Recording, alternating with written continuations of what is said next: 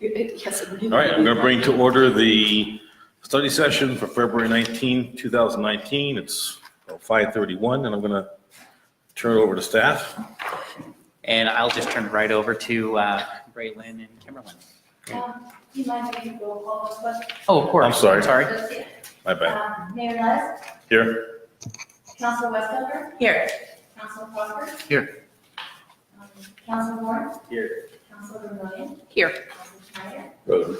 and Terry Baker, Trustee Capson. All right.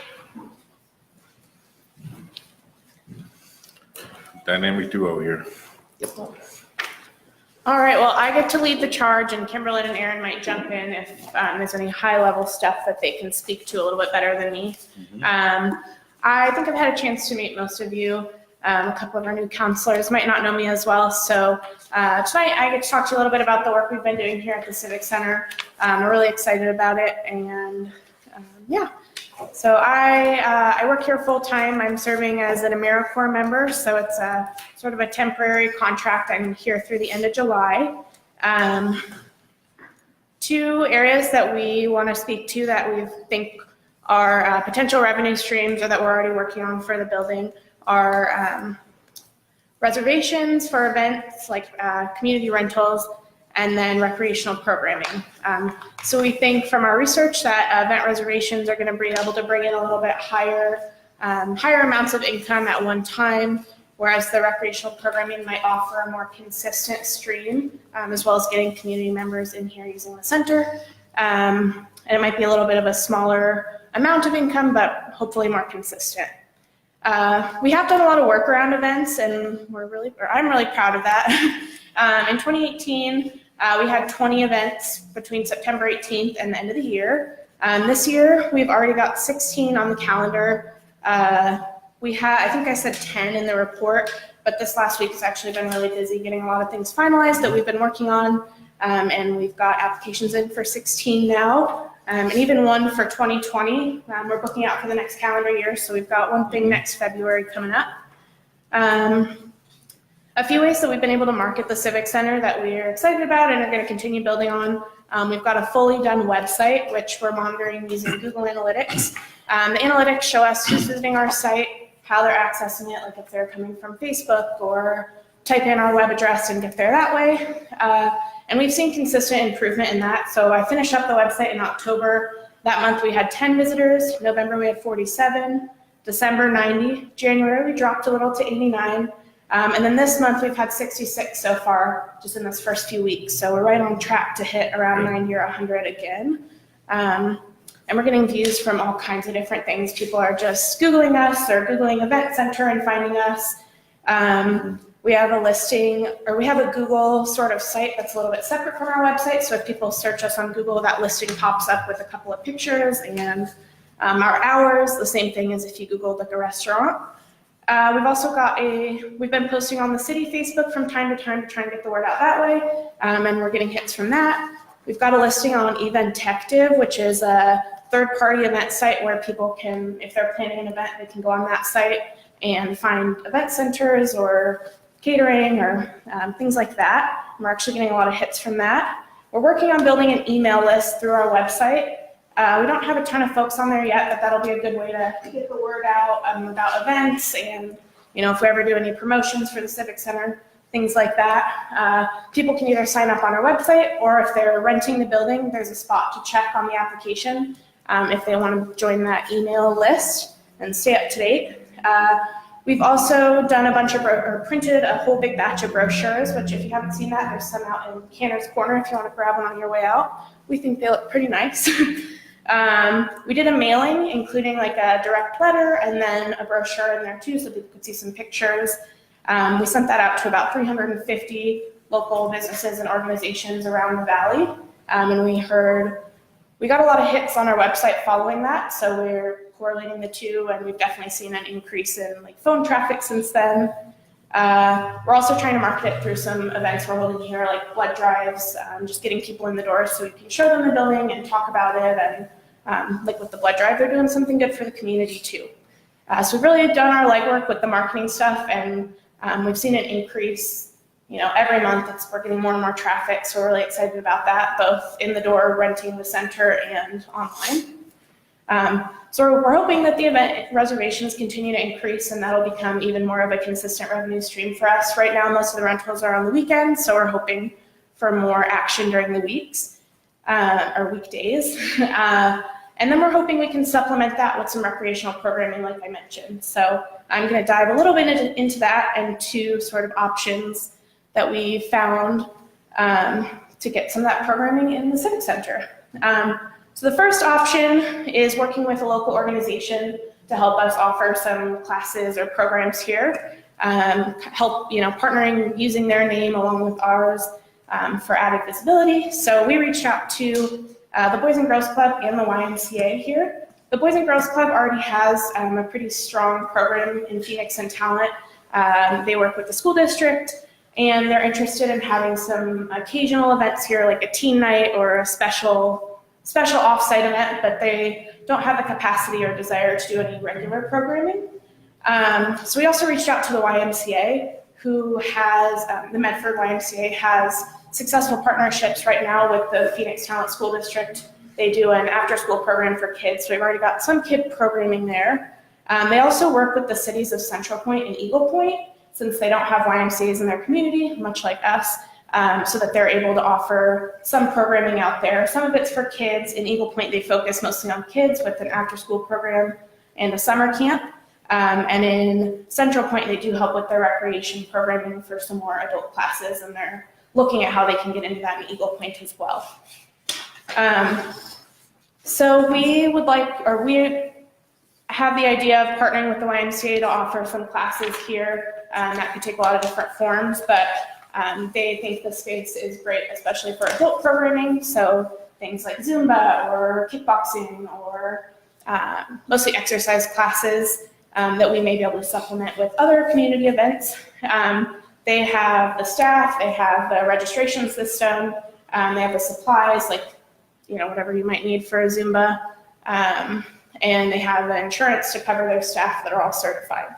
The other option we really wanted to explore is having community members from Phoenix and the surrounding area come in and teach their own classes. So like we spoke with a local Zumba instructor and a local Tai Chi guy, or I think he's out of talent, but as local as we could find, and spoke with them about their needs and how they could, how they could make a little money putting on a program here. We could make a little money.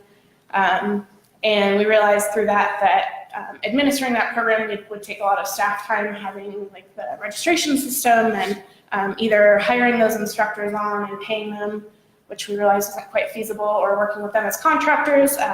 There's some insurance and like certification considerations to go with that. So a little bit more, or a lot more work that way. But we did want to speak with people about it and see, try all our options. So we we investigated both of those areas, and we are excited about the potential to partnership with the YMCA, or to partner with the YMCA.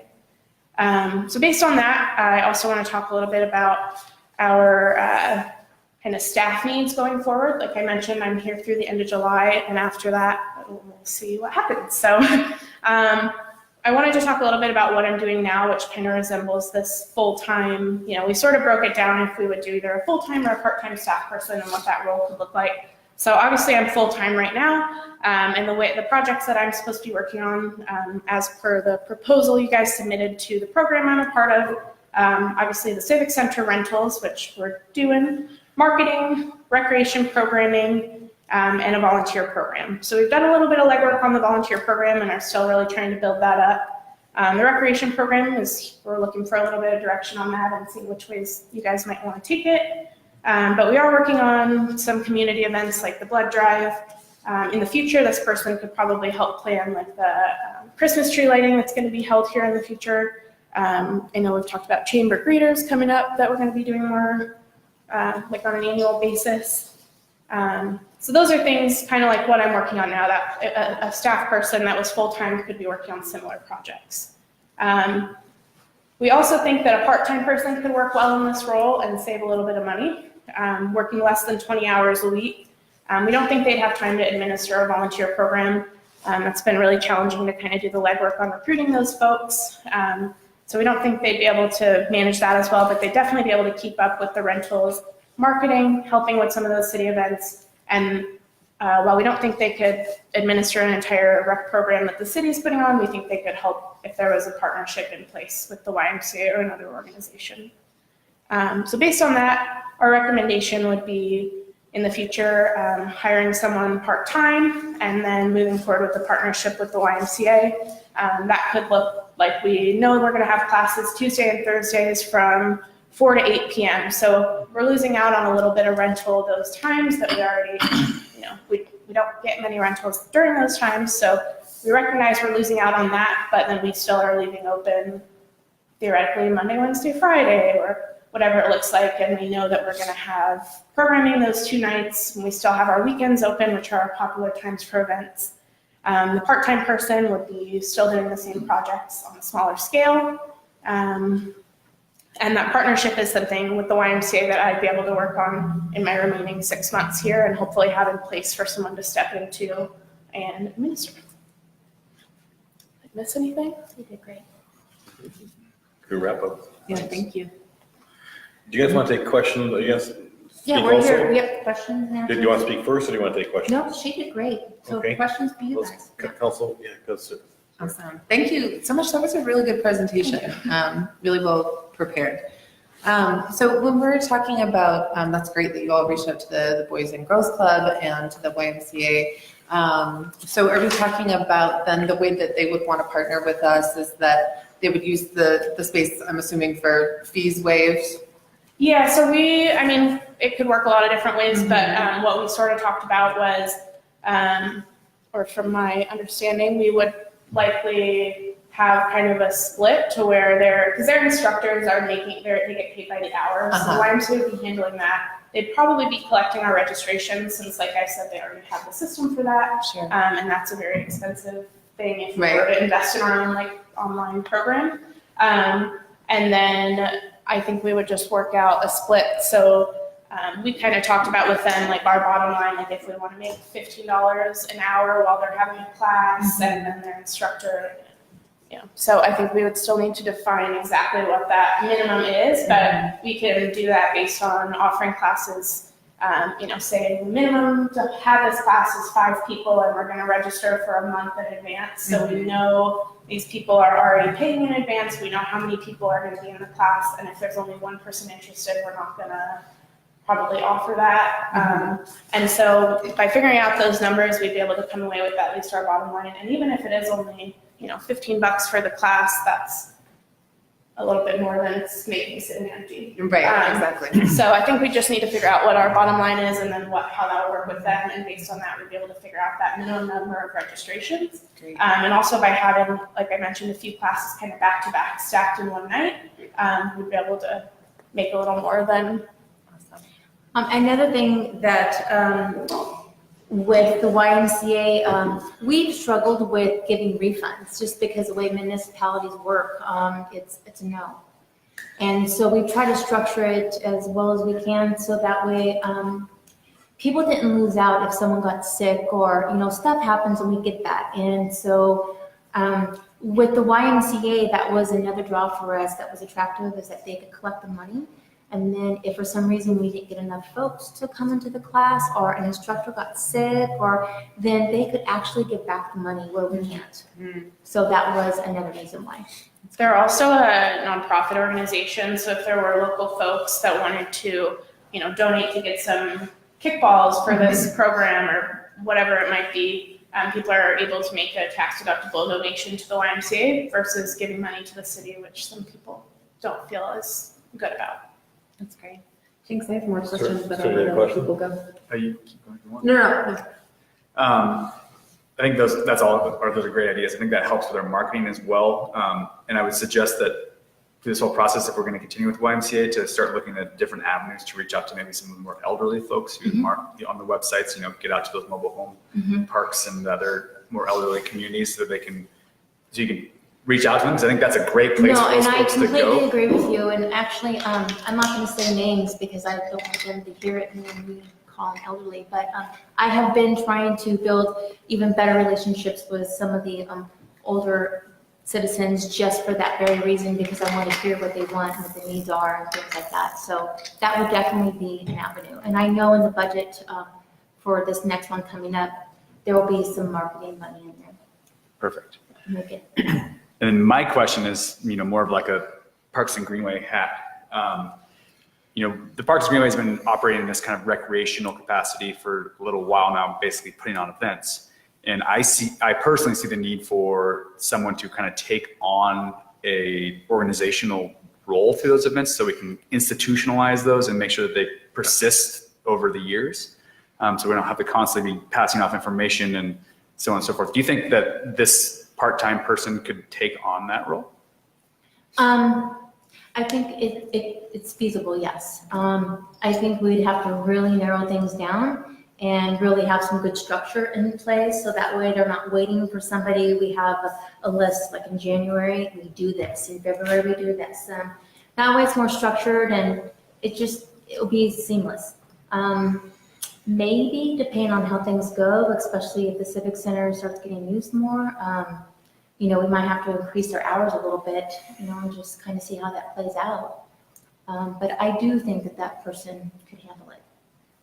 That could roll into, like you're saying, a larger job. We can talk about the yes. recreational elements of our Yes, parks as well in yes, this. Yes, so I do see the two coming together very nicely. Awesome, thank you. Yes? Thank you for all your help when we were doing the homeowners association thing. You were very special, did a good job. Something else to throw out to you folks. My wife and I tend to go to farmers markets a lot, particularly the one in Medford, and they have a very large group of people that come, to sell, and people come to buy things. And as part of it's seasonal. Some things are vegetables, they only grow during a certain time of the year, but some are not. Things that are being made, jewelry, blah, blah, blah. Not too long ago, my wife stumbled on the fact that the people that run the Medford one were looking for a place for a winter one. They have found it temporarily, at least, at, I can't remember the first name of the farm, as you go toward Jacksonville, but it's an established place. Hanley Farm? Yeah, Hanley Farm. I'm just thinking in terms of the others, and maybe even them, that might want to do a place I for have reached winter. out to them. Okay, good. I've been reaching out to 2 different farmers market, probably since June, July of last year. One in Medford, they're just struggling with their board and they don't know how long they're going to keep doing it. They don't want to commit to something that may unravel. And so I very gently just call them every 2 months and ask them how they stand. And then the other gal, I actually know her and we've talked a little bit. And she said that if the one in Hanley Farms did not work out, that she would definitely reach back out to us and she would make us the #1 consideration. She did consider us and she walked the building. She didn't call me. She didn't come inside. She walked it when it was closed. And I said, just come look at it. Just give me a call and I'll walk you through. She didn't think it could work and she told me her concerns. And so I began to alleviate some of those concerns and gave her some different ideas. And she said that she wished she would have called me, but she didn't. So maybe next year. But I am trying to get something in here along with farmers market. Yeah, good. I just stumbled on that fact Yeah. that they need a winter place. They do. And the indoor one they're using there is pretty chilly in the back when you're walking Yeah. through, quite frankly. And this would be warmer. Well, thank you for doing that. Yeah, you're welcome. You're way ahead of us. Okay. When you say next year, do you mean this coming summer or 2020? I can't speak to the farmer's market that wants to kind of, back off a little bit, but I understood that they wanted the farmer's market in the wintertime for Hanley's Farm, the lady I was talking with. She wants it for the wintertime. And I'll reach back out to her again. But as right now, unless a farmer's market contacts me or you guys lead me to some farmer markets I'm not aware of, I don't see one being here this summer. But if there's anybody you know, Is it Daria that you talked to? yes. Mm. Is that Terry Lynn? Daria Oh, Land, yeah. She's running that one. Oh, that's okay. I know the chamber was talking about having greeters meetings here for more, of course, for them, but more exposure for that, for people to see what it's like inside. Yeah. And they were going to highlight it on their website Yeah. as they go through the different businesses. So it looked great. Yeah, and anytime you guys ever have any ideas, I can't promise you that we'll do it, but I mean, we're trying to think of things where we can just bring people in here. I don't want to have free events, all the time. Like the blood drive was perfect because it's not somebody else coming in saying, give me a free building and me having to make decisions, I have to play fair for everybody. But it was something we could bring in here, but it was also going to bring bodies in here. And the 45 minutes I was giving blood, I had 3 people. I heard them going, wow, I didn't know this was here. This is great.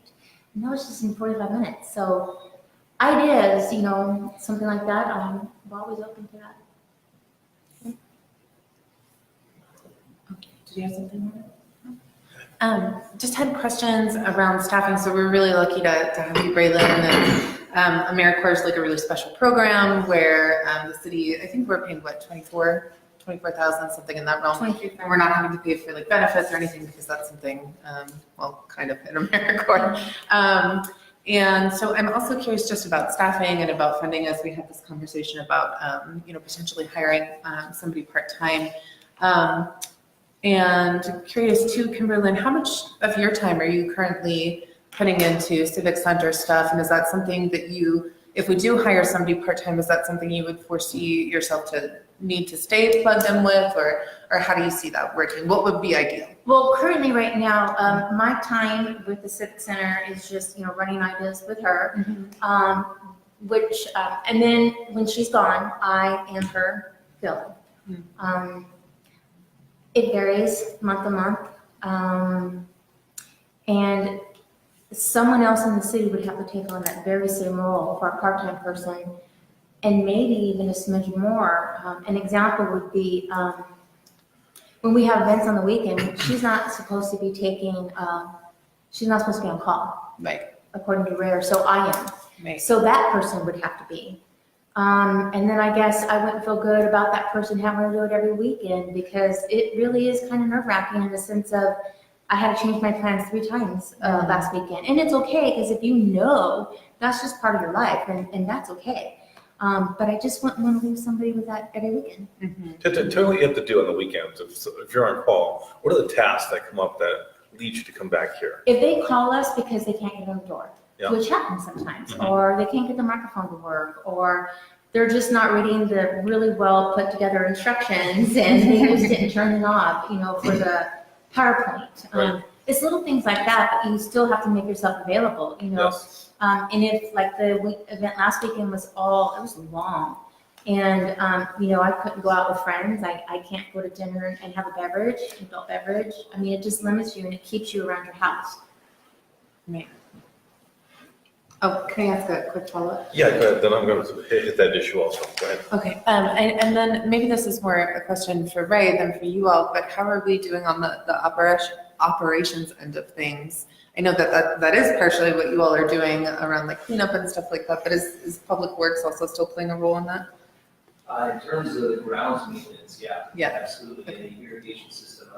I met with Kimberly to try to work through some of the different issues that would have to be budgeted for in terms of probably the more mechanical, electrical, security issues associated with taking care of a building of this magnitude.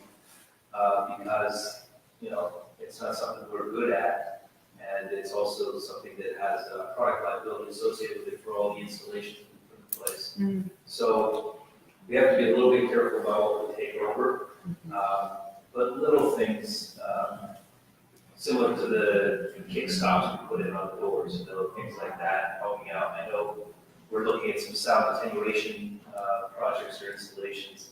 It's possible we can help out with that, depending upon, again, manufacturer warranties on installations. So we got to be a little bit careful about treading on those requirements.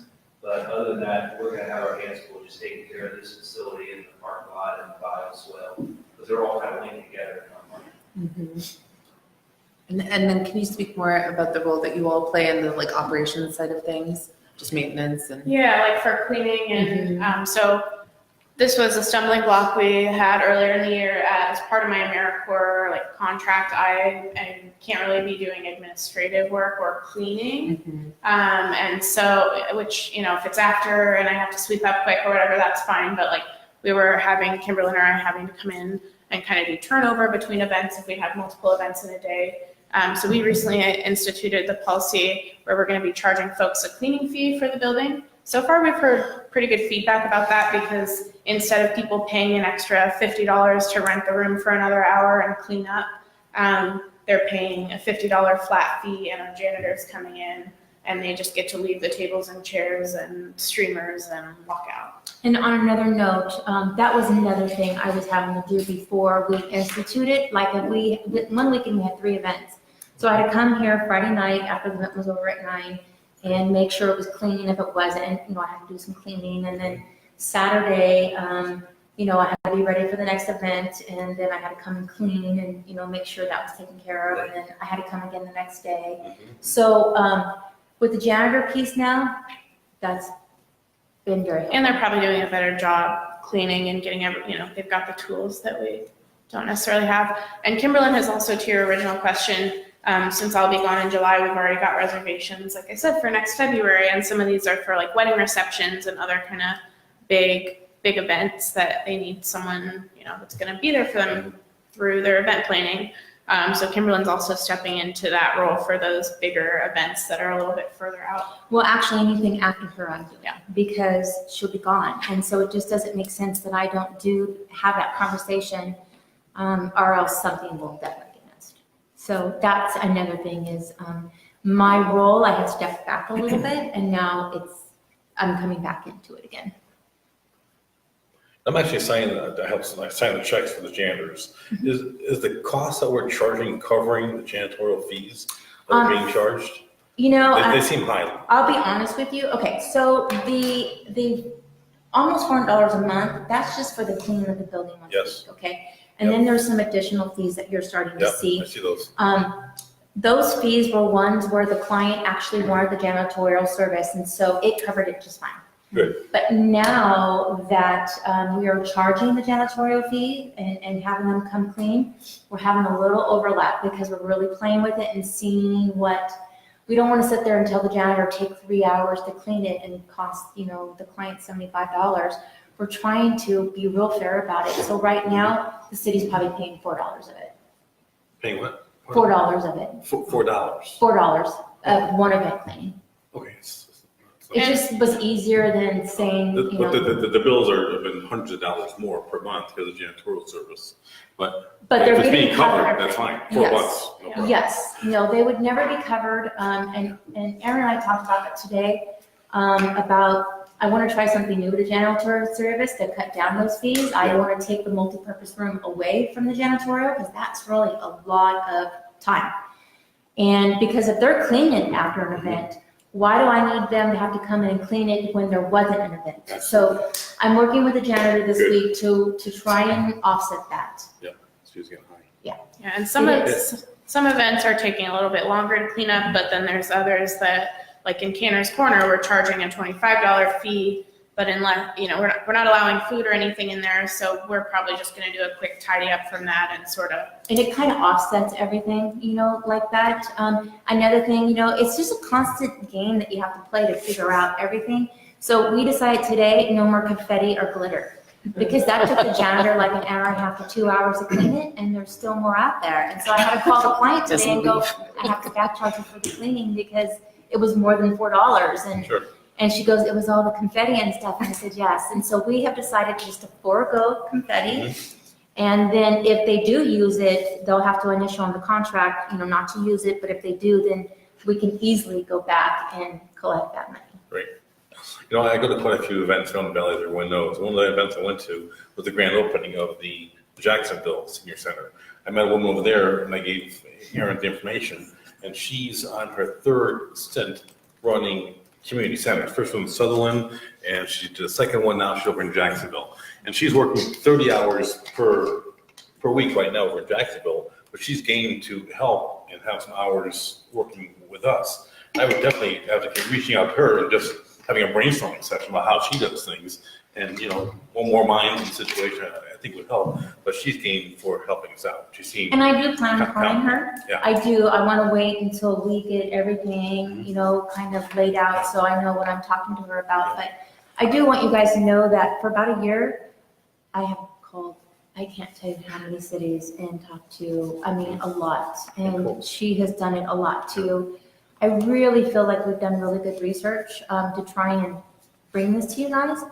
At least the best that we can do Yeah, you with the time we yeah. had. You're doing great. When I talk to a lot of seniors in the mobile home parks, that they wanted to volunteer, and what they wanted to do is come to the Civic Center and be here if people are coming. I mean, they can't do everything you guys do, but they were game for working here 2, 3, 4 hours at certain times of the week. They'd be sitting here and they could, with your training them to do some of the basics, like have the doors open, have them do a tour of the place, fill out a questionnaire, and then if it gets to the point where they want to actually book the place, maybe turn out over to staff. But they're willing to sit here and hang out and just enjoy themselves and greet people as they come to town and just help people and just show them the place. So We've talked to some of those folks, and to be honest with you, Uh-huh. we've given them projects and they want them. They're Oh, well- only very specific. And this, I'm a big believer in this. Start off small in order to give them something big. And I'll tell you why. Volunteer, and I've been working with volunteers most of my life. And they're not committed like a paid staff person. If they wake up one day with a cold, it means nothing to them to call and counsel. And then who's going to take that person's place? Yeah. And then when it comes to the events and tours and stuff, it just doesn't make sense to have a volunteer do that because it is so detailed and there's so much to talk about. And if there's anything missed, and then all of a sudden staff has to take that over and we miss something, then it's staff that has to take that hit and try to make that right. And it is so detailed to do these events that, to be honest with you, I'm not comfortable with volunteers stepping in and taking over that. If they want to sit and greet people who come in, I'm fine with that, but I wouldn't be comfortable with them doing the reservation part. Well, we'll tell whatever you're not comfortable with, you could just tell them, hey, when it comes to this point, you turn it over to us. But you guys would be comfortable with just having someone here and open the doors and letting them view the place, answer some basic questions. Do you have a pricing sheet? Here it is. Any information on the Civic Center? Here's another sheet of information. It's just the basics. That way the place is open and there's somebody here in case anyone wants to come visit. And they seem to be game for doing that kind of activity. Just to let you know. That was something we had talked about before our initial volunteer fair in the fall, and we were excited about it. The first few weeks I was here, especially, we had a lot more foot traffic and people just kind of gawking around the building that, especially as we were trying to get all these procedures in place, it was a lot. So we were really excited about the potential for volunteers to do that. And then as time kind of went on and the building's been open, we don't really get a lot of foot traffic coming in that's not scheduled appointments. And most of those folks that are coming in for appointments or getting their tours, kind of like Kimberlyn said, it might not seem like a lot, but there's also been instances where, like, if I've given a tour and then Kimberlyn's taken over, or if Kimberlyn's given a tour and I've taken over, sometimes people like to say, oh, well, Kimberlyn told me this, or, oh, well, Braylon told me that, and when it's clearly not in line with our policies, and it's something that we're both definitely on the same page with. And so I am a little bit concerned that if we had volunteers taking people around and they were missing, either missing pieces of our policy or not communicating those clearly enough, or the tour, the person on the tour sees, oh, this is just a volunteer. I guess I can kind of fudge it when I talk to the building coordinator and do my paperwork and tell them that this is what Betty said. Then, I could see there being some communication issues there when it's not all the same person working with them through and through. Although it would be nice to have people down here if we were getting more foot traffic. I just don't think we're there yet. It's one of the reasons why we made the decision that anything after July I would be doing, because it just has not been completely productive to have her start it and then me finish it. There's been errors there. So that's why we made the decision that any calls for after July, I just do it from beginning to end. Well, one day, a constituent called me up and wanted to come look at the Civic Center and rent it. And we happened to be closed. It wasn't a holiday, but it was like a Thursday, Friday, and everyone's out of town and we were closed those days that we would normally open. So I said, do you want me to check out Talent? And I checked out Talent. So I called Talent, and they said that in their office, I was telling Aaron this, that people there anyone can give the key out, anyone can answer the questions, and everyone, I don't know about everyone, but there's more than one person that's cross-trained in the Talent office to give out the key and give them information and email the stuff. And that they email me the stuff, and it was a pretty comprehensive package. But I'm just saying, telling Aaron, maybe we can cross-train the office, and, Kimberly would do it, I'm not sure who else would do it, but it's a staff situation, but, so maybe some cross-training would be good, so we could still rent it out when someone's out of town. That way it doesn't all fall into one person. Right. And I will just tell you that over the holidays, Yeah. we should not have been closed that many days, and that was never my intentions. Yeah. It just happened that way, That's okay. and that will not happen again. Yeah, well, that's, I mean, you can't be No, here I all the know. time. I was bummed about it Yeah. too, and I get that. I Yeah. just want to let you know that it was our first year, and we'll make sure that doesn't happen. Yeah, you can't be Superwoman.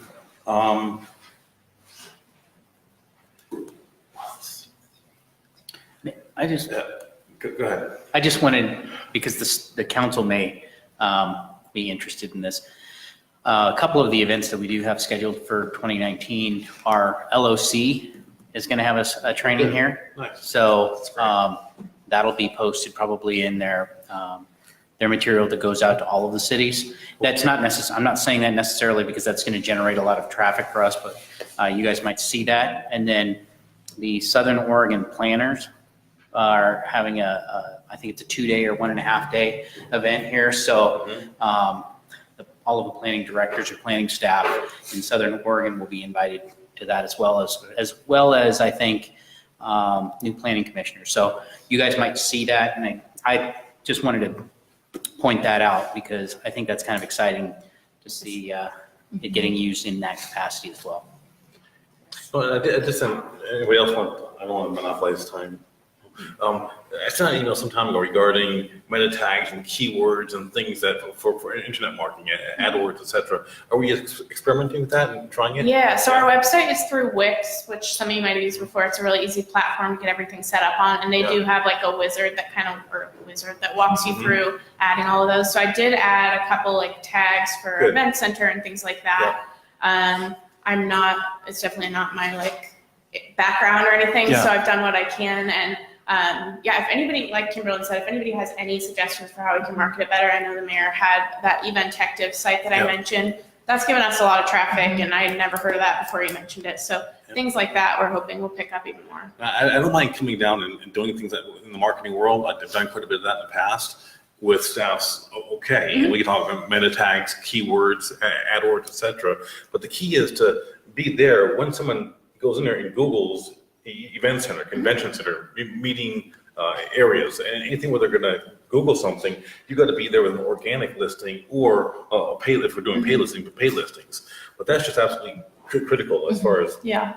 the marketing goes. The other thing I mentioned was reaching out to all the different venues in the valley and saying, hey guys, if you have an event that you can't handle, keep us on your list of people that you give an overflow.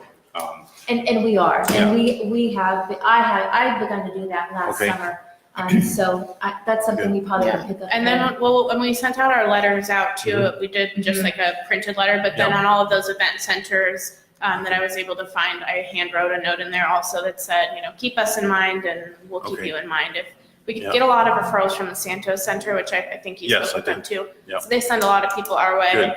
And same thing, if someone calls and it's not a good fit for us or Yeah. we can't accommodate them that day, we'll send them to the Santos Center, Yeah. or Talent, or the Grange, or Every single venue should have our information, right? Okay. That's cool. And then there's also networking through different groups. It could be caterers. It could be people that are DJs. It could be wedding planners. Those people do look for venues, and they get clients that are looking for a venue. So just networking through that group, caterers, DJs, wedding planners, that helps also. Event coordinators. Yeah, event coordinators, okay.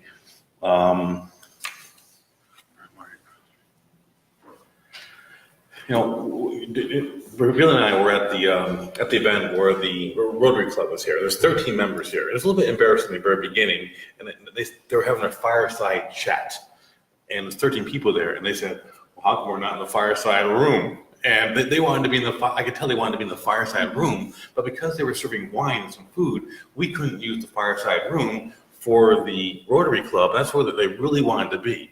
So I really want to explore, even though we might get a wine spill once in a while, somebody might tip over some dip at some point, I really want to consider using the the canner room, even though there might be food involved or wine involved, I know it might take a cleaning at some point in time. But those guys that really wanted to use that particular venue would have been a perfect fit for only 13 people. So instead of doing that, we're in this huge room over here with 13 people, and they really wanted that particular venue. And then at the end of the meeting, one of the guys commented, he was nice about it, but he commented about how it was very tough for him to get insurance. He had to go to the national organization, and then he kind of indicated to me that like he's not going to do this again if he has to go through the same headaches that he had to go through again. So I think we're going to relook at who we require insurance for. And when I talk to Santos Center, we talk to the talent group, that they don't require insurance unless it is a larger event with alcohol, and then they'll require insurance. So I think we have to relook at when we're going to require insurance and how we're going to not allow people to do that. Go ahead. So I know there's a lot of different things that we want to do with this space and that we want to get into the nitty gritty of how it's run, but I think we're also just talking about like staffing right now. But also I know from renting the community center and talent through my work that even if you don't have alcohol, they require insurance. We have to have it on file when we have a community event, even without food that just has people, you have to have insurance at the talent community center. Right, You do. I'm positive of that because I used to do that. Yeah. I do it quite often, but going back to, I just wanted to kind of bring us back to the conversation that we're having just about like what our needs are in terms of staffing. And so I see in here, there's like an estimate put together for a part-time, employee for like $13-14 an hour, which is great. And I just wonder, and maybe this is a question for Aaron or for others, and feel free to chime in, is, as we're thinking through what operational costs look like, what else do we need to add in there? So obviously staff are going to make all the things that Chris is talking about happen. They're going to be the people who bottom line that, who, come up with all the ideas to bring people in. That's why we're hiring somebody. But I guess I just want to know, what are the additional costs on top of that aren't included in staffing that we really need to be considering? Because that's, something we can't just leave out of the budget, because I feel like what I'm hearing from you all is there was a bunch of unanticipated stuff that nobody was assigned to do, and then it became part of somebody else's job, and that's got to be detracting from other work areas. So I'm just curious what else we're not accounting for here.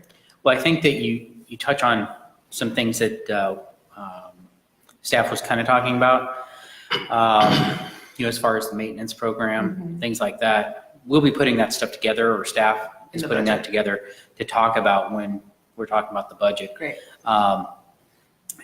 Things that we will be, things like cleaning, for example, will only go up. The more the space is used, the more the cleaning bill will go up. We are trying to come up with some ways to mitigate that, so we don't necessarily have the routine cleaning when there's not an event. But as we generate, more revenue, we will also generate more expenditure. And so that will be reflected in the budget. You'll see that because we will have to be making those expenditures to keep up. I don't know specifically what else, and maybe Kimberlyn and Raylene have some other things to add, but you'll see it in the budget process. Okay.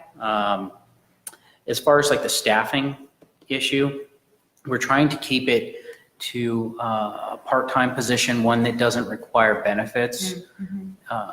If we go to more than, I think it's about 25 hours a week, plus we anticipate on call time too, then that will hit that mark where they are a represented employee, and also that they're going to need to have benefits. So, what's been presented here is trying to get the best bang for the buck, I guess. Gotcha. And not necessarily, a need to make any kind of a decision or anything. It's just what we're really asking is, do you recommend that we go with a part-time person, and then we'll move forward with the budget process that way. So. Thank you. That's really helpful. And same with the RIP program, because I am actually in the middle of putting together the budget for the Civic Center, all the annual maintenance, and it's going to be more than what you guys seen last year, that's for sure. But yeah, we're really trying to keep it as low as we can. And I think we can keep it under 25 hours. Under 25. I do think we can, yeah. And then, so between the maintenance and the staff and everything, it's going to be more, but just to what point, I don't know yet. Got it. And especially to just kind of reiterate, if we can partner with something like the YMCA or Yes. something like that, and really develop, instead of, and I don't mean to get into the subject necessarily, but kind of a parks and recreation, department or committee, then I think that's one of the reasons we want to develop it that way, so. That makes sense. Just another quick one, if I can. Go ahead. So in the meantime too, that's just something we should consider. I like the idea of, having people in this space and prioritizing that over, bringing in money, because we know that community centers I've never heard of a community center that pays for itself in rental fees. That's just not realistic, but it doesn't necessarily need to be. So that also sounds like it's something that we need to factor in, is how much are we willing to drop fees so that we make this space accessible for community groups to use. So that's just something we should also keep at the back of our brains, I guess, for now. In our city, we have a lot more seniors than the average city. And talking to a lot of seniors, they're willing to pay a little bit of money in order to use the facility if there's an event going on. It could be a senior night that involves bingo or card playing or games or whatever they have an interest in. And I have the idea of trying to run this by Aaron. It's a little bit more complicated than I thought it would be, but going to the mobile home parks where there's a high concentration of seniors and hosting meetings at the mobile home parks with the idea of having senior nights here at the Civic Center, and trying to find a volunteer at the mobile home parks that would help run the event. So instead of staff running the events, you'd have a senior or two at the different mobile home parks. We're in that mobile home park with a senior here in town that wants to volunteer and set up different events for seniors. And seniors would be charged a couple of bucks, $2-3 if they attend bingo night or any type of event night, and they can use the Civic Center, and they would pay the hourly fee. But it takes somebody out there and initiating that action with the seniors here in town. And I'm willing to do it. If someone's willing to work with me to do it, I'm okay with that too. But I would really like to go to Bear Lake Estates, Creekside, and different mobile home parks and say, hey, we have a Civic Center here in town. I'm sure they know it's here now. And they're probably all wondering, what's going on over there? Why can't we use it? And trying to get them to use the Civic Center. One thing that we talked about when we were meeting with the YMCA, and then after that, was since they think the space is really well suited for adult programs, and obviously that can include some programs for older adults, like maybe a Tai Chi class, or obviously they're welcome to participate in anything. But we talked about, since that would target more of your average age folks instead of super young or super old, being able to potentially supplement that with something like a parents' night out once a year, and maybe not once a year, but whatever it is, supplementing that with like events for kids or events for other groups that aren't necessarily having their needs met every week by those YMCA classes. Right. And that staff person being able to help organize those theoretically. Yeah, but in talking about it, I just don't want to step out and go to mobile home parks without council saying, good idea, or no, we don't want to do that. So what do you think, council? Should we go after the mobile home parks, the seniors, and yeah? I just want to kind of reiterate something that you and I talked Yes. about, is if you go to those places and you ask for volunteers, we don't have a program here. Right. We don't have a Parks and Recreation department. Right. So you could have 100 people show up and say, so what do I need to do? And we've got a staff person here going, I don't know, you can rent it, it's for rent, but we don't have those programs. So Yeah. I think that it might be putting the cart before the horse. You need to have a volunteer out there in senior land that wants to rent the place. We have this facility available for rent. Yeah. Anybody can rent it, Right. and there's no, and it's not based on age. So if somebody that is in a mobile home community or over 55 community wants to rent the space, great. Yeah. But if we don't have that program and they just show up and say, I want to volunteer, I think that's going to make for frustrated people. But like you said, we have to have the program, and they gotta put the program together. Somebody does. They gotta put bingo night together. They gotta put cribbage night together. Right. And the volunteers out there, they gotta put it together and say, hey, we've got 50 seniors that would like to do a bingo night. Let's go ahead and call up the Civic Center and rent it. So can I ask a question? Sure. Let's say they rent the building, okay, Yeah. for 2 hours and they want to do buffalo. And so they rent the building and, the money goes to them, right? And let's- No, well, they have to pay us like they would, like. Right, so that person who rented it, let's say Mrs. Smith rented it for 2 hours, $50. Yeah. And then they collected all their money and they did all their stuff, but let's just say she got sick and she didn't do it that night. Mhm. Then what? Then the second volunteer would do it, or like any other event, if the person that's coordinating the event couldn't coordinate it, like any other person, the church group that comes and the pastor's out sick, maybe the event gets canceled. Like anybody else, it's their responsibility to handle it from that point forward, it's not ours. Okay. Yeah. Like any other event. I think I would just prefer if the state kind of staff's organizational hands. If you wanted to speak to people you know on behalf of yourself, I think that's fine. But I think a city council directive to go park to park to try to Mhm. institute things a little bit, like Aaron said, cart before the horse. I think keeping it within staff's hands here to keep that institutional knowledge and consistency is kind of key. If I step out on my own, I don't want to get flagged, saying I'm stepping out on my own and doing something that council didn't authorize, you know? Well, if you're on your own, you're on your own, right? You're not representing the council. Yeah, Two different hats, so Sure. you can do whatever you want in that case, right? yeah. Okay. So I think, yeah, just bringing it back into kind of what's in our agenda packet here and kind of what we're talking about. So we're talking about staffing, and so why we're talking about staffing, right? It's always helpful to ask why, is because we recognize that if we want to have robust programs where community members can come in and make use of this space and have a real community center, that it requires staffing to make that happen. And I think those are some of the things that Kimberly and you were just saying is, you know, it's great if a bunch of people show up and want to do something, but it's really hard to have coordinated programming without somebody who's taking the lead on that. Right. And I think the proposal here for 20 hours a week is a great start. I think that in the future, we could even look at, you know, adding to that if it's successful and maybe having this person be, you know, a civic center and like recreation person to help build that community and go out and recruit those people and actually coordinate programs. Because that's kind of the missing piece, right? Is if we don't have something to recruit people to, then it's difficult for people to self-organize. So I think what's on here looks good to me. I think it's a good step in the right direction. I'm glad we're thinking about it and planning around it.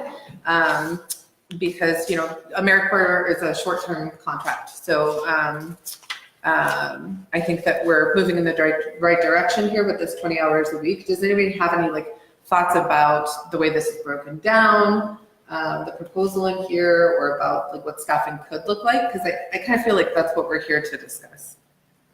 I think this has been a great conversation, and I think we probably, I mean, looking at the recommendation from staff, you know, they're looking for us to add this to as an agenda item so we can make some more formal action on it. So I personally like to see it added to the agenda. One of the things that we didn't know what would come out of this conversation. So we were talking about formalizing whatever comes out of this conversation. But I'm not sure that we need to do that based on what we've got here. Because what we'll end up doing is we'll end up pursuing this through the budget process. So if there were some specifics that the council was like, well, you know, this, and this need to happen, and the best route was through a resolution, let's say, then we would want to bring it back. But I don't think that we've heard anything like that. And what we've really heard is that, yes, you'd like us to kind of pursue this, like I say, through the budget process. So we would end up doing that. And you won't see it necessarily agendized unless there's something specific you need to see. And the only other thing is maybe just if we could get clarity on you're approving the part-time staff because you want us to pursue YMCA? Because it either has to be part-time staff with YMCA or it's going to have to be full-time staff developing its own recreational program. And I'm not sure we're there. I think That's a good part-time is great. Yeah. Just want to make sure. But why not just let the YMCA handle the recreational programming part of it, period, with very little staff involvement? but you still need staff to run the Civic Center in lots of many ways. So you have to have staff who can work with YMCA. Yeah. There's many things. I mean, that person still needs to market the Civic Center for, like, we intended on having Fridays, Saturdays, and Sundays for big events. Yeah. So you need that person to market that. So you still need a part-time person to be, I mean, Yeah, but Okay. as far as the Y goes, couldn't the Y just have a key or have access, and then Oh, yeah. there's certain nights, and when the Y Oh, does yeah. programming, they're sort of taking the ball and running with it. they are, So yes. one thing they mentioned too, when we spoke with them about having a local person and them not just doing everything, was in Eagle Point. They had, people could either fill out their registration online or they could bring it in and they could talk to the person that worked for the city of Eagle Point and they could see their local, person that's working there. And it's not just the Medford YMCA and they're sending away and coming to class and never interacting with anyone here in Phoenix. Yeah. And so I think that's an important piece, is having a contact here on the ground at the city of Phoenix as well as at the YMCA, to give, it's a City of Phoenix program in partnership with the YMCA. It's not just the YMCA using our building. And so we want to build off of their good brand and put ourselves out there with them and have that partnership be clear here on the ground too. Okay, cool. And I want to reiterate again, maybe during the volunteer convention that you're going to have, we have the historical site. It's all volunteers running over there. So maybe there are some really dedicated seniors out there that could assist. I mean, with 20 hours with a staff person, but maybe they invest on 5 hours or 10 hours per week. I think they might be interested in doing so. And I think they could be quite reliable and dedicated. It's something we'll definitely have to explore more. Yeah. Anybody else? We got a couple more minutes. I think we're good. I know at the, Okay. Historical Society that they are manned by volunteers too. And Yeah. I'm quite informed, but is that a small group that you find that are so dedicated to show up each time? They're for something very specific, they have a passion for. That's right. Because some of these volunteers that have come said that we have given them event jobs that they could partake in and they declined it. So, I mean, I just want to, because I've worked with volunteers for so long, I just know that if you give them something little and they take it and they run with it, then they're the next person that you're going to call, and then, if they keep showing, then great. But when you keep asking them, do you want to do this? And they say no, it's clear that there's a very specific thing that they're looking for only. And at some point in time, what if that doesn't meet their needs anymore and then they're gone? It really is very few and far between that you get people like the Historical Society. Okay. It really is. Right. Thank you. Okay. Why don't we go ahead and adjourn the study session? I appreciate all your input. Very good, gals. Good job. Thank you very much. Thank you. Thank you both for all your work. All right. You guys did a good job. Thanks. Yep. Okay. One minute.